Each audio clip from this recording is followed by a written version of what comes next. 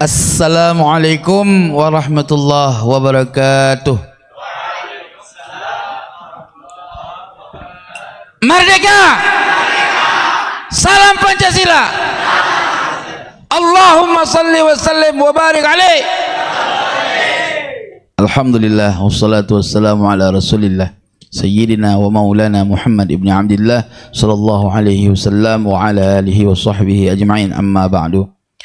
Yang saya muliakan Tuan Guru saya yang telah memberikan hidayah kepada saya supaya saya mengerti bagaimana pentingnya berbangsa, bertanah air dan bernegara, yang tadinya mantan pemberontak sehingga tidak takut sama siapapun karena sudah terlatih merontak.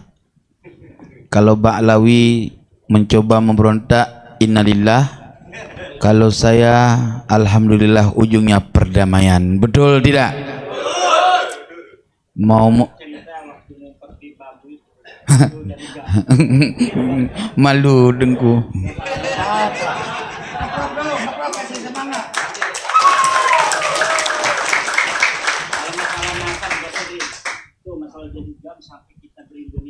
Betul. Jadi pada waktu COP 2003 masa Ibu Megawati,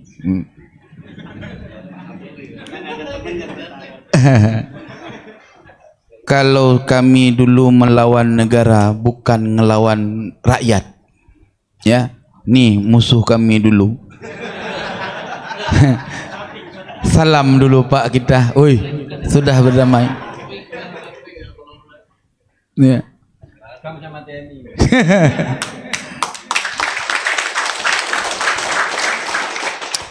Jadi waktu di COP Payabakung, kalau bahasa Aceh dulu, itu rapatnya tentara itu sangat rapat, merangkak.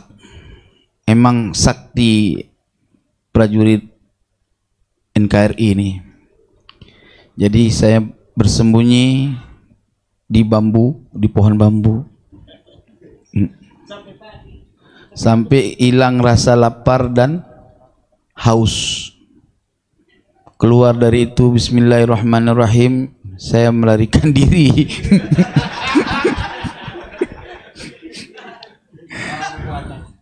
Iya, melarikan diri ke Indonesia Raya, Jakarta, di Kampung Melayu.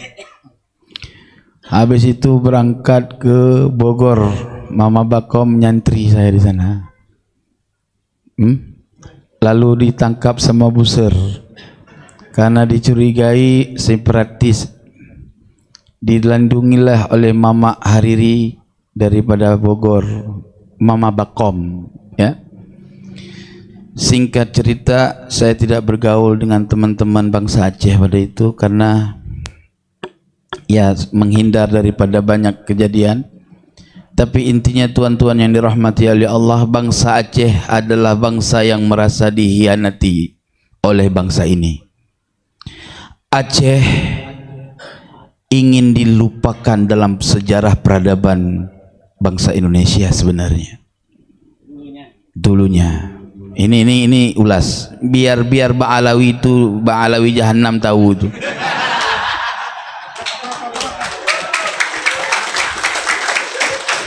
Ya. Bagaimana Sunok Horgronje terbongkar bahwa dia kafir di Mekah? Siapa yang bongkar? Keluarga Aceh, ulama Aceh, Tengku Cik Tano Abe, yang menyatakan ini manusia bukan orang Islam, mengganti nama Abdul Ghafur.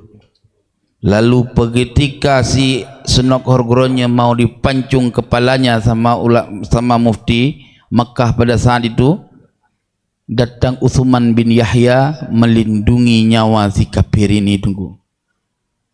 Ya. Sehingga itulah sebab dia diangkat menjadi mufti Batavia, bukan mufti Betawi, mufti Belanda. Ya. Bangsa Aceh salah satu bangsa yang belum pernah terjajah oleh Belanda pada saat itu, dikuasai dan jatuh kesultanan yang dipegang oleh Belanda belum pernah. Maka harus kita tahu dari mulai kakek kita dulu, ulama-ulama dahulu, datang dari Persia, datang dari Hijaz di abad 2 Hijri dari keturunan Ahlul Bait Nabi Muhammad sallallahu alaihi wasallam. Maka Ba'alawi datang ke Aceh tidak pernah membisahkan buat mulia di sana. Kalau dia buat mulia di sana disebut sama orang Aceh pu Said anak tung artinya tuh. Nggak tahu. Apa Said anak tong sampah gitu loh. Itu bahasa Aceh. Kalau udah bilang pu Said anak tung, nah itu sakit kali Pak. Maka tuan-tuan yang dirahmati oleh Allah, bangsa Aceh adalah bangsa yang menghargai siapapun yang datang ke bumi Aceh. Tapi ingat, jangan coba-coba bikin kemuliaan melebihi kemuliaan bangsa kami, bangsa Aceh. Karena kami juga merasa manusia atau bangsa yang paling mulia. Maka ingat, kalau kalian merasa bangsa yang rendah, kalian sampai kiamat akan rendah. Jelas tidak? Kenapa Ba'alawi berani bertindak menganggap dia paling mulia, sedangkan kita merasa paling hina di antara mereka? Pernah dengar orang Aceh melagukan lagu tanah air yang bukan bangsa Aceh? Nggak ada di Aceh lagu ya Darim, nggak ada. Aceh punya lagu sendiri, mau dengar? Ya.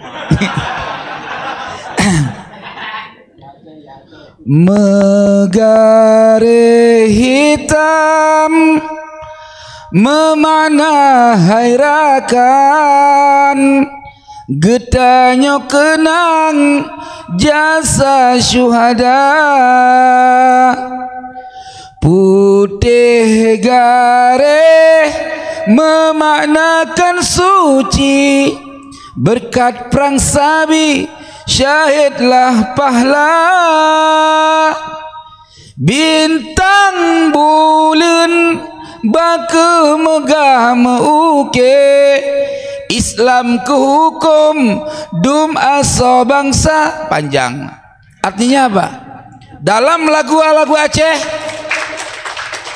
tidak akan pernah luput dalam perkataan syair-syair Aceh, ulama dan syuhada. Kenapa? Karena kami selalu mengenang darah para syuhada, sehingga kami tidak takut mati untuk membela tanah air bumi pertiwi. Jelas tidak? Singkat cerita tuan-tuan yang dirahmati oleh Allah, ini abad ke-14. Wasiat dari Tuan Guru tidak boleh lebih dari 10 menit. Ya. Abad 14 dalam ilmu asraru hurufil hijaiyah fi kasfi yaumil qiyamah, yang dulu saya pernah sampaikan kepada guru-guru kami, dilarang untuk diekspos. Ini abad ke-14 masuk ke abad 15, betul?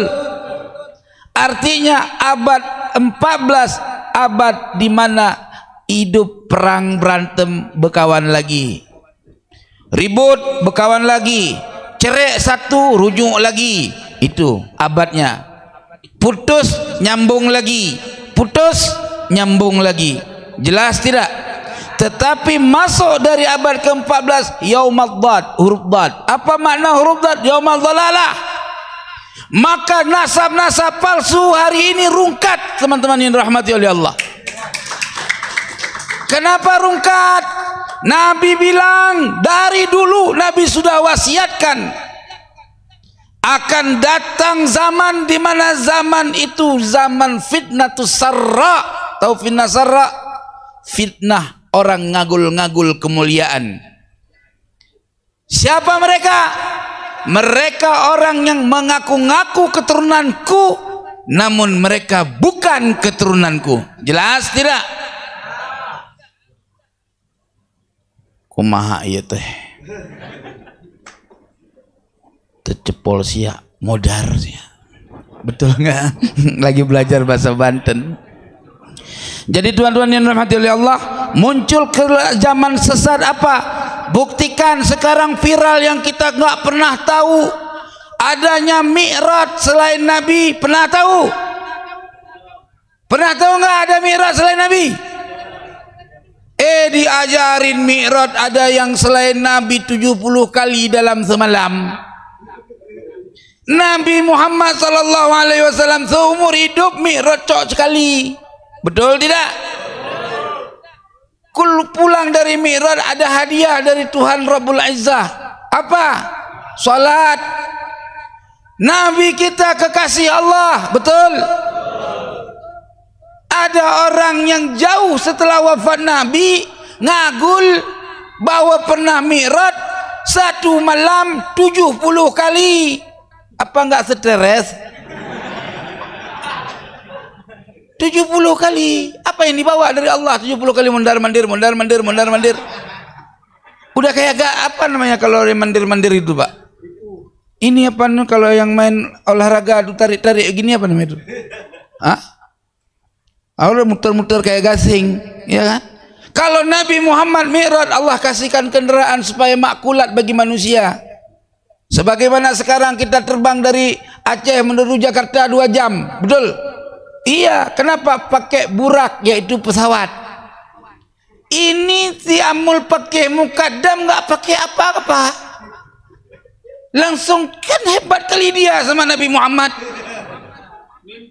Itu pakai otak. Kita pikir ini ada kiai masih bela-bela Ba'alawi palsu jahanam itu. Diajak diskusi pakai data, bawa-bawa ulama Nusantara. Adu Kiai Imad sama Syekh Hasyim Asy'ari.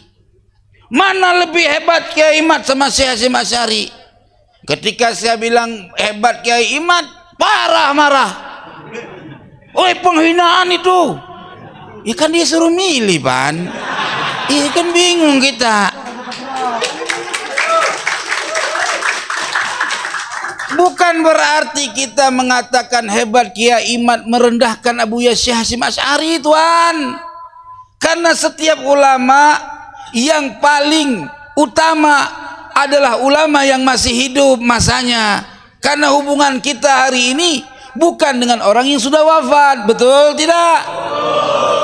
Orang tarekat sah mengirsyad kepada imam mursyid harus kepada imam mursyid yang masih hidup, betul? Kalau imam mursyid yang sudah wafat itu kita tutup, tidak bisa ngambil irsyad kecuali dia sudah memberikan wasiat irsyad. Jelas tidak? Itu tuan-tuan yang rahmati oleh Allah. Aduh, kalau udah ngomong sebetulnya kelima susah. Kalau ada Abuya ampun kita angkat tangan. Maka oleh sebab itu teman-teman semua saudaraku sekalian, jangan pernah kalian berikan kesempatan bagi orang yang baca kitab dari kiri ke kanan. Itu jahanam, Bang. Iya. Al-Quran itu dari kanan ke kiri, betul? Kapan bisa dari kiri ke kanan? Aduh. Wa qul ja'al haqqu wa zahaqal batil innal batila kana zahuqa. Ingat, kebenaran pasti menang, kebatilan pasti hancur. Belanda laknatullah hilang di permukaan bumi pertiwi. Jelas tidak? Kebenaran adalah kemerdekaan. Insyaallah kita pasti akan merdeka dari penjajahan Bani Ba'alwi. Jelas tidak? La takhaf wa la tahzan innallaha ma'ana. Jangan takut, jangan pernah ragu. Kita lawan. Kalau kalian tidak lawan, ya setiap saat kalian akan dijazah. Jelas. Kayak kemarin di Bogor, pendukung Kiai Imad, tesis Kiai Imad didukung, dipersekusi. Ini tanda nasab palsu, jahanam. Paham? Kalau nasab asli, ayo panggil Robito, demo Robito. Hei Bapak Robito, hei ahli nasab Robito. Nih Habib ini harusnya demo Robito. Ente sudah, ente sudah tanda tangan ini, aneh udah ente akui nasab Nabi nih. Mana tanggung jawab ente pade? Ini sudah ente tanda tangan, gua cucu Nabi. Ini udah dirungkan sama Kiai Imad, nih gimana tanggung jawabnya? Buset. Iya. Tes DNA Yahudi. Pusing kita. Nasab buatan abad 9 karya Ali As-Sakron. Tesis Kiai Imad dibilang kagak ilmiah. Giliran tesisnya Ali As-Sakron yang ngagul keturunan Nabi tanpa ada referensi dianggap ilmiah. Itu namanya lempar batu sembunyi tangan. Plus Allah, aduh, sudah cukuplah ya. Kalau nanti kepanjangan saya berbicara klimak, lupa waktu maghrib ya. Insya Allah nanti bisa jumpa lagi kita. Mohon maaf lahir dan batin wahai Tuan Guru, mohon ridhanya kalau terlalu offset saya tidak bercakap. Wallahul muwaffiq ila aqwamit thariq. Wassalamualaikum warahmatullahi wabarakatuh.